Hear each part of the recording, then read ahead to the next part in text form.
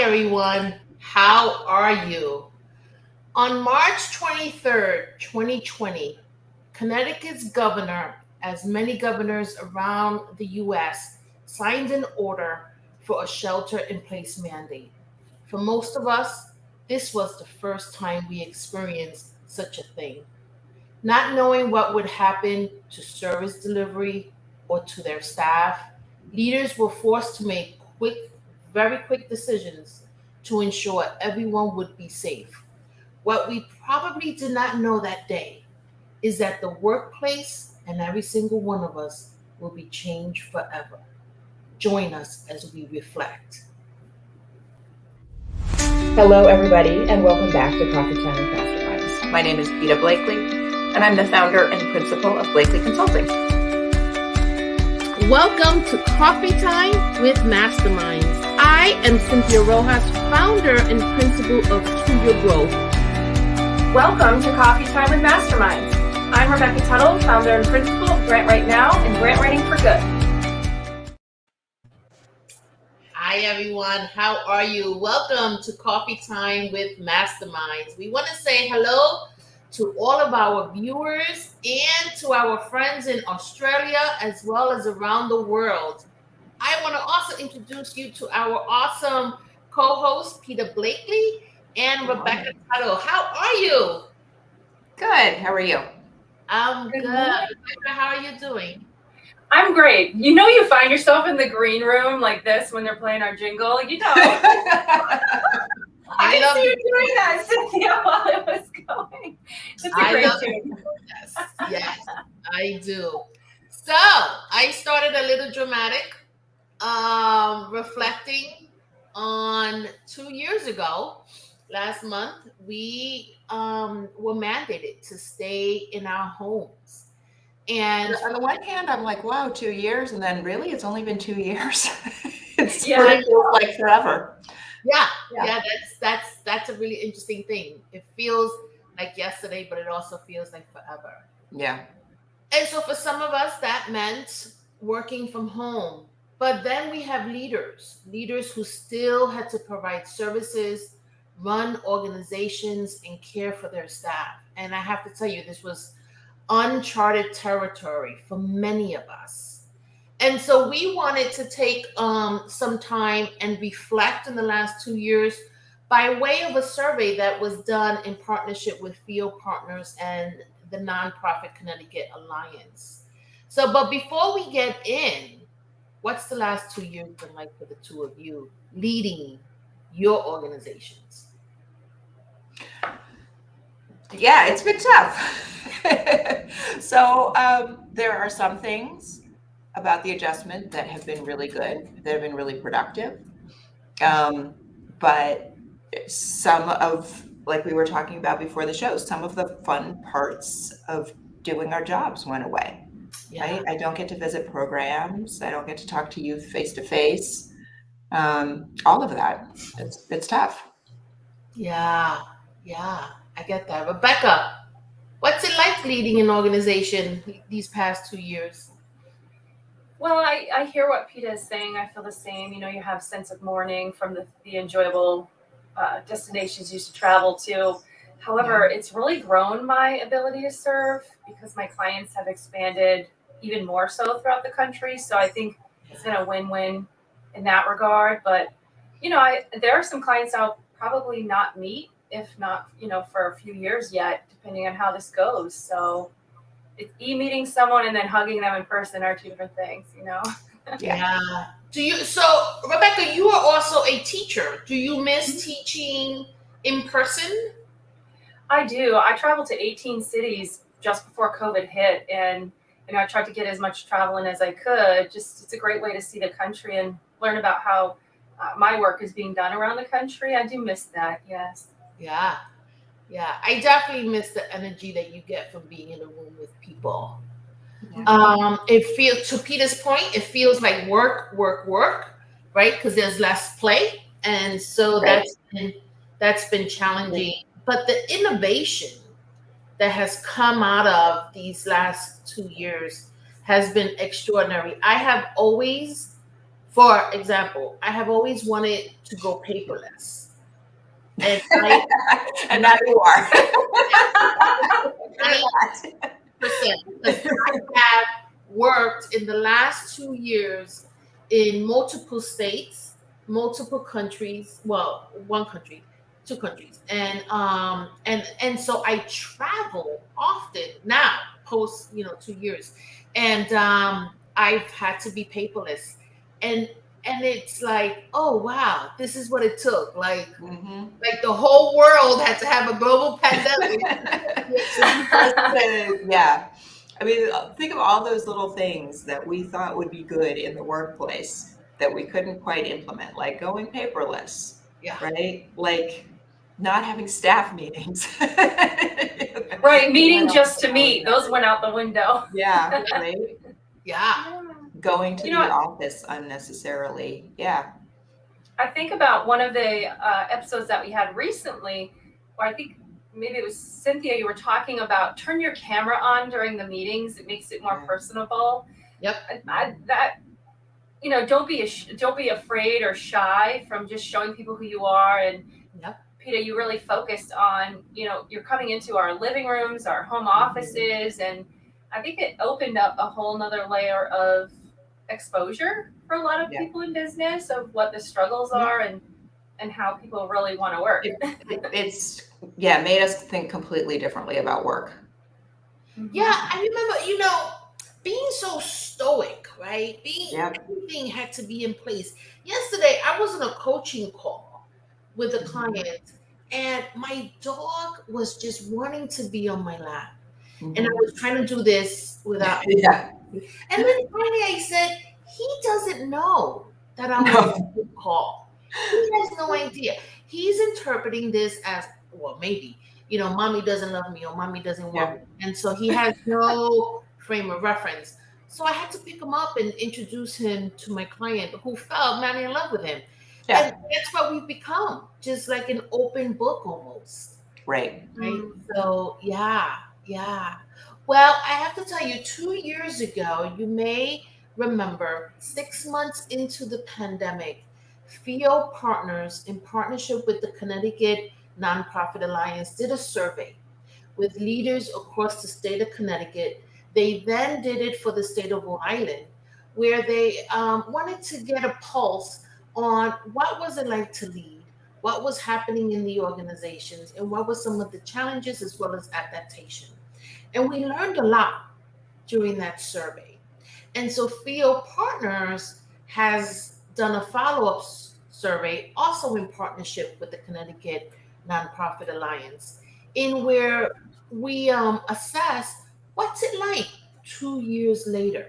Now, I just want to remind everybody, and if you guys have a chance to look at the news, just let me know if I'm wrong. But to the best of my knowledge, we are still in a pandemic. Okay, so we're still in a pandemic. It has not ended. I understand it's not going to end. It's just going to at some point be declared an endemic. Yeah. Yes, I've heard that. Yeah. And so I hear that the numbers are up again in the state of Connecticut. They're probably up in other places as well. I notice more and more people are getting regular colds. Remember that? We used to get yes. Yep. I have not been sick, right? So that's a blessing. But now as we take off the mask and we touch more things and we don't sanitize as much, we're getting sick, which I gotta tell you, I'm welcoming. I don't know. That's it feels normal, right? To catch a cold. And so so we took some time and we wanted to share the results. Now, this survey was done in 2 parts. The first part was a quantitative survey that went out and was responded to by 267 nonprofits in the state of Connecticut. And we have a lot of good data, and we're going to ask the individuals from FEO Partners to come in and talk about those findings.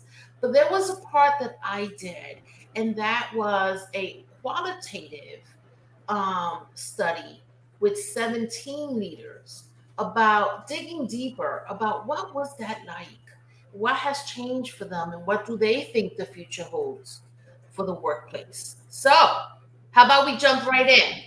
Yeah, let's hear Do about it. and see.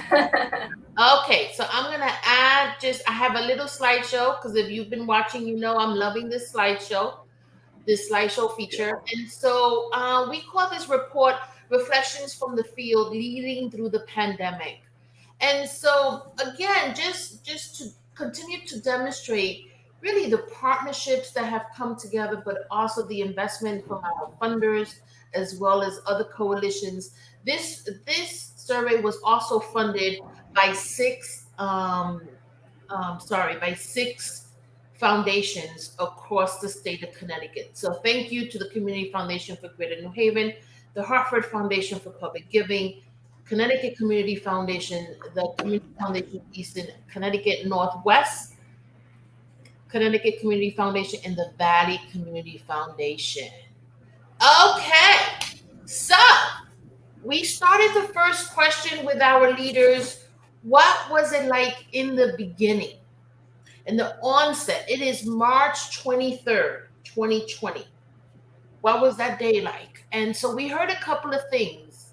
Many organizations went viral and adaptations were necessary. I'm gonna bring my co-host in because I want to talk a little bit about what this means.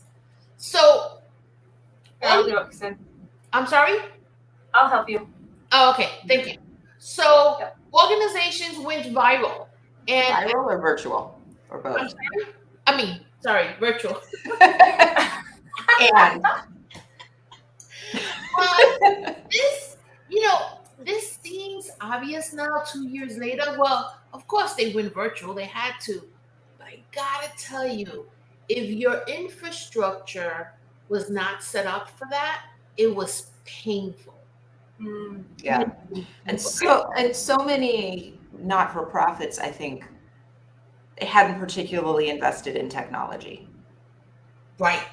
Previous to the pandemic. So the switch might not have been as easy for them. Although all organizations struggled because it wasn't just a tech issue, it was also a culture issue. Yes.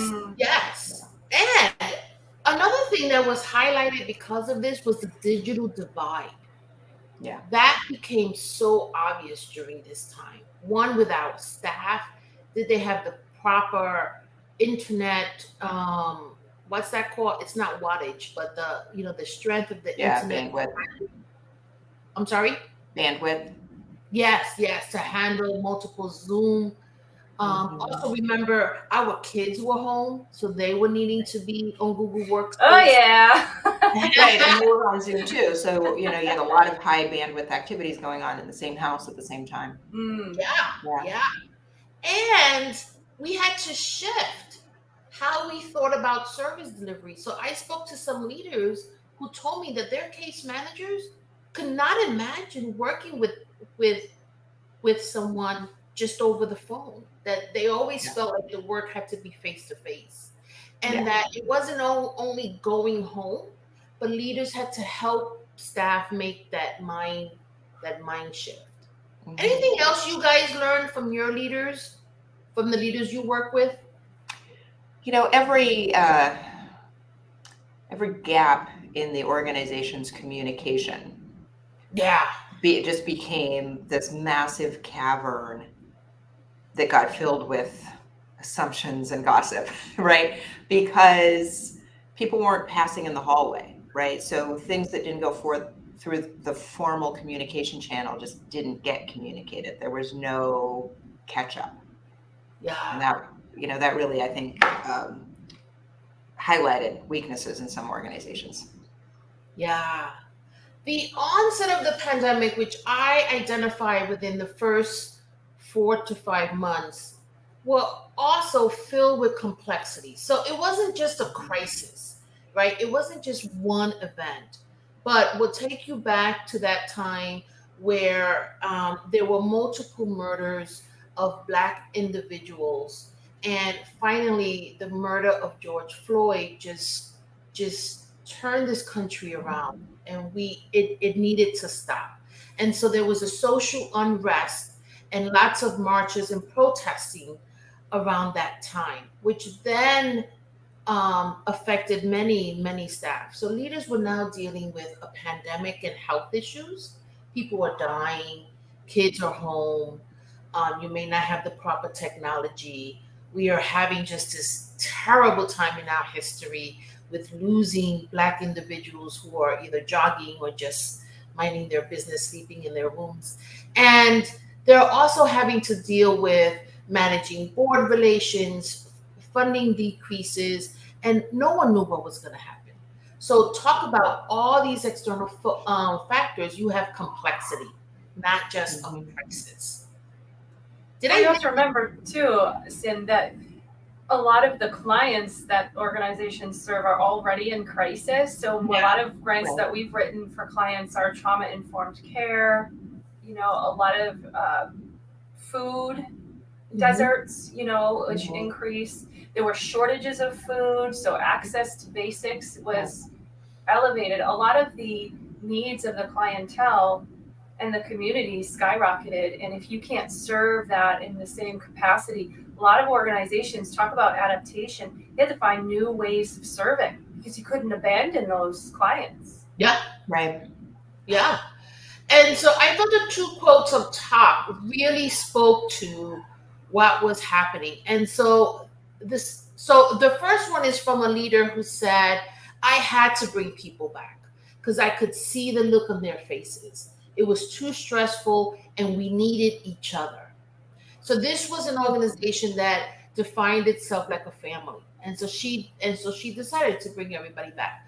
Another ED talked about how they stopped their planning process, waiting for the pandemic to end, and then realizing, oh man, It's not. It's not going to end. this is not It's ending. Yeah. Which now led into added to the complexity. And Yep. so we're talking about major things, right? I interview people, leaders who were merging in the middle of all of this, or on the onset, or they were changing to an electronic health record, which is a software platform, right? Like major changes they wanted to pop. That's one of those adjustments that we thought was going to take 10 years, and then boom, we Yeah. did it overnight. All of a sudden, we had telehealth. Overnight. Well, don't forget, people were dying and sick and Mhm. dying with COVID. There was so much trauma that just to be able to respond to that one fire, there's an ember everywhere around you. Right. Yeah. I think it really tested people's capacity, organizations' capacity, and also people's skill. I know, but I would also imagine for other organizations that skills that employees had that organizations didn't know about, which we talked about in a former episode as well, came bubbling to the surface, and they said, I'm going to respond. I can help. We can do this. And that was really admirable. Yeah. And everything. I mean, there are a lot of things that make the pandemic unique. One, the speed of change, right? The fact that it had to happen so quickly, is one thing. And the second thing is that it impacted people at all levels around the world, right? So, Rebecca, you say that a lot of these nonprofits serve families who may already be in crisis. Well, now leaders had to deal with the fact that their staff were also in crisis. Some of them Right. talk about their board and the leaders themselves. Right. The leaders themselves. Everybody's living through it. Yeah. I want to go into the next one. Talk about how did it change leadership roles, right? So leaders talked about leading differently, and so we've also talked about that, and actually there is talk about how Peter got a shout out. Hi, Quincy. It's so good to see you. How challenging, how we had to change how we lead. So if you tended to be a micromanager, hopefully you threw that out the window, because micromanaging did not work during this time, right? If you tended to not be an over communicator, this was the time to do that, right? So we had CEOs who would have I was going to say coffee time, who would have Zoom time every Monday, and anyone can drop in, I learned of a leader who did videos, right? Some were fun, some were informative, and some were very sad because that was the reality of that time, right? But these two quotes again really speak to that time. I had to move, I love this, from a member of the choir to the person who was conducting. And Cynthia, you've talked about that, Yeah. several times, that given all of this uncertainty and confusion, leaders had to pick one direction Yeah. and and move everybody in that direction, and that it was okay to change directions later. It was not okay to dither and let people stew in that uncertainty, right? People I had to love that pick a direction and go. Yeah. We're gonna put dither in our glossary of our book. Renee is with us today. Renee Hi, said, Renee. Loving this information session. Welcome Yeah. back, Renee. It's great to Thank have you. you here. So Renee was one of our guests in the very beginning of the pandemic. Yeah. And, Yes, really she's one who did these things, right? She gathered some information. She said, "Oh, my organization needs to be doing something different, Yes. from what they had been doing. That this is not the most important way to serve our community right this second." And she just took her entire organization in a different direction. Yes. Yeah. So the first quote was from a leader who, a board member who leads an all volunteer organization.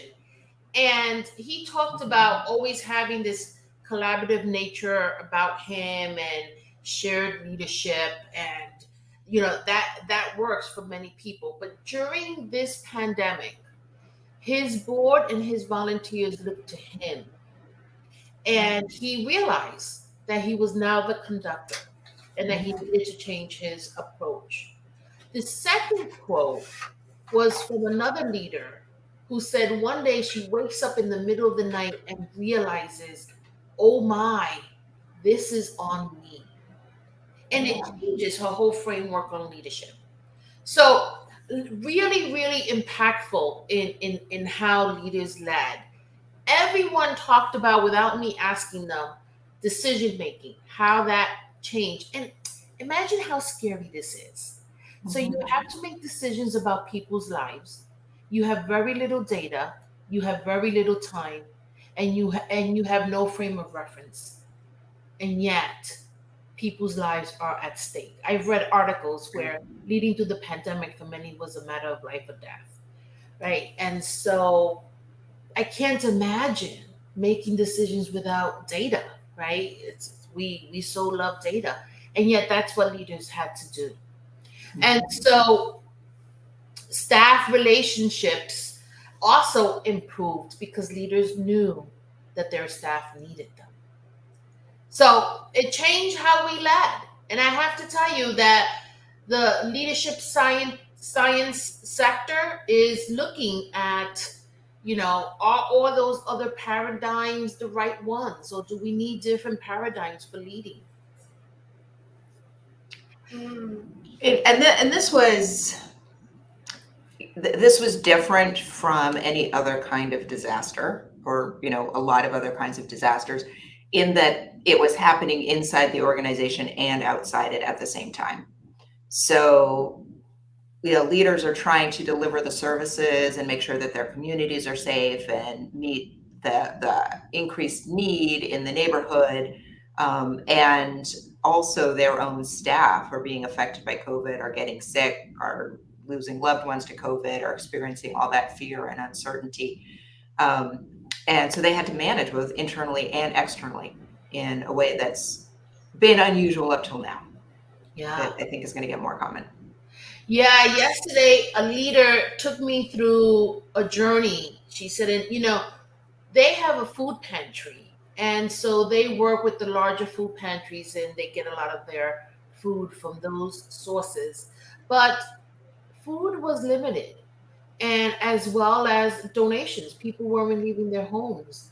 And so she had to buy food for her food pantry. And I couldn't imagine going to the supermarket and having just multiple shopping carts with tons and tons of food to serve her clients and families. Like, and she had to.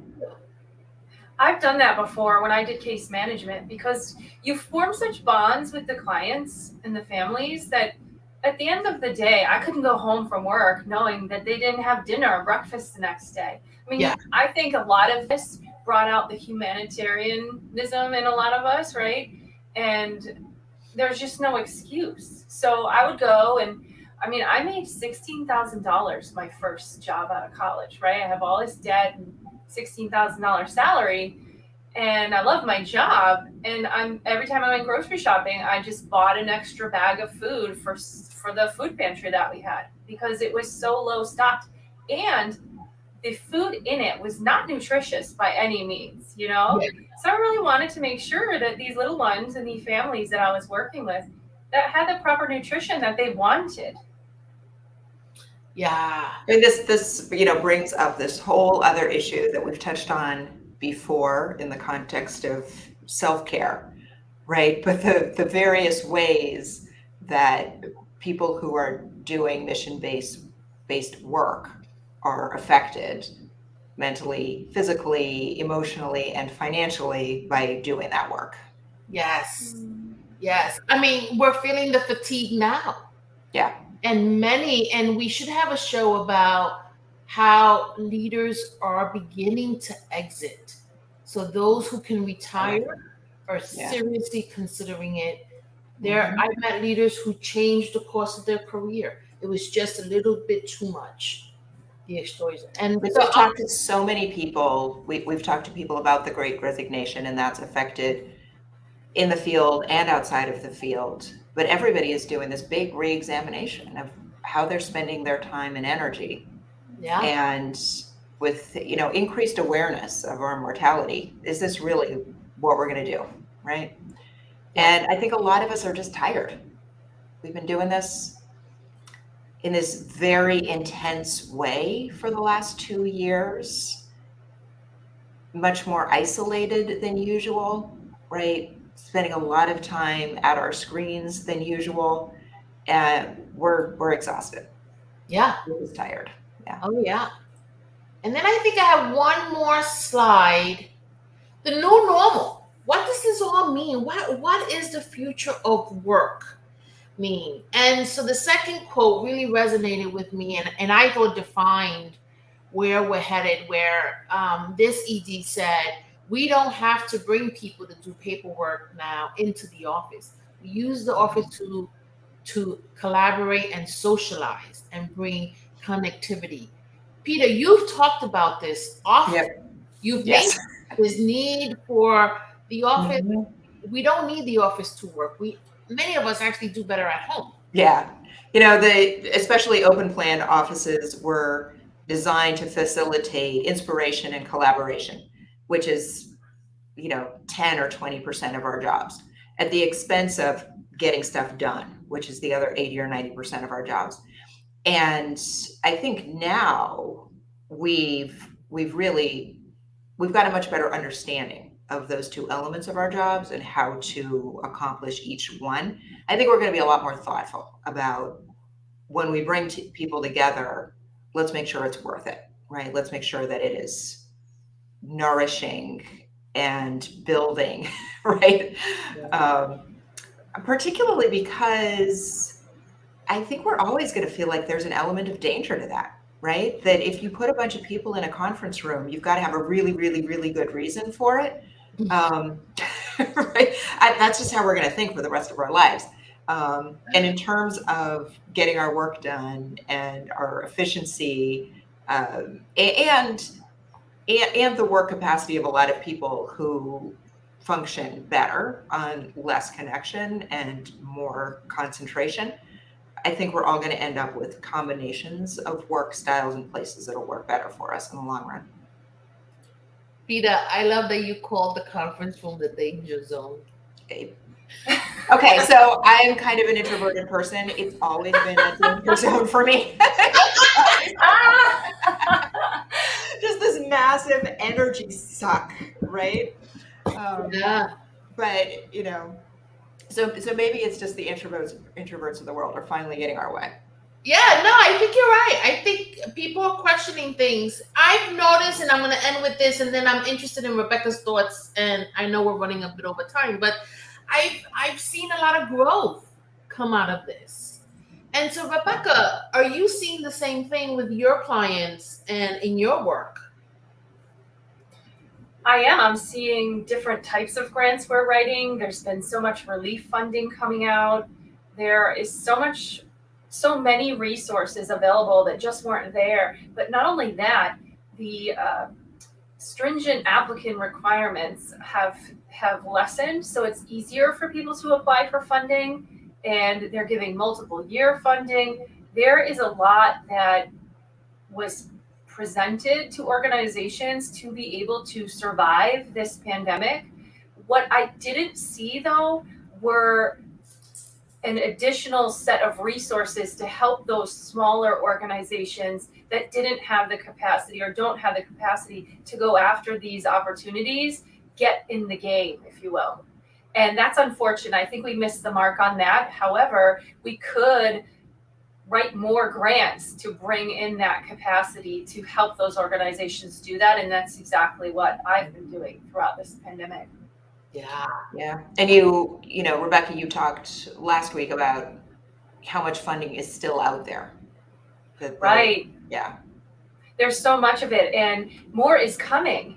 Each and every quarter, more is coming. What I would focus on right now is, the inflation is really getting up there. And one of the things to note is that grants are based on the previous year's investments. So we had a okay year last year with funding. And this year, if funding gets a little rocky, what you're going to see next year are less funds available. So just keep that in mind, that now's the time to write the applications for the projects and programs that you've been thinking about. I would just go ahead and raise those funds now. Also, increase your donors, increase your donations to support some of those gaps that you might potentially see next year. Yes, thank you. And you had a show last week that talked about there is still opportunity out there. And I think we're going to have a part two because we always run out of time. Talk about, but I want to say thank you to my co-host, but also all of our listeners and to all of the leaders who stayed with their organizations, who saw it through. And if you are thinking about leaving, kudos to you. And if you're staying, kudos to you as well. Until next time, thank you. Have a great weekend, everybody. Bye-bye.